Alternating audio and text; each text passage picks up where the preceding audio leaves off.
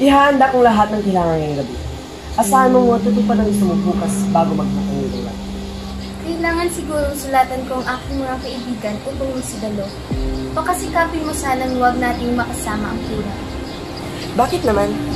Nakakatakot ang malalalim at malulungkot na yung mga mata. Nakatitig palagi sa akin, nagtatanong, nagbabantay. At kapag kinakausap niya ako, kakaiba ang kanyang tono. Kung ano-anong hindi ko maintindihan ang bagay ang iniusisa niya sa akin. Hindi ko raw ba napapanatilikan ang sulat ng aking ina? Hindi kaya siya nasisiraan ng bagay? Hindi maaaring hindi natin siya imbitahin. Panauhin mo siya at napakadisente naman niya magpagkapataw sa akin. Hayaan mo, upang hindi natin siya makasama sa paglalayag, tiyakin kong sa isa pang mangga siya sa sakin. Napakalabig ng skin ng hanap. Baka siguro. Hindi naman po. Mukha nga pong napakaganda ng gabi. Malamig ang sumi ng hangin. Ang mga buwan po ito ay kapataglagas at flexible sa bansa.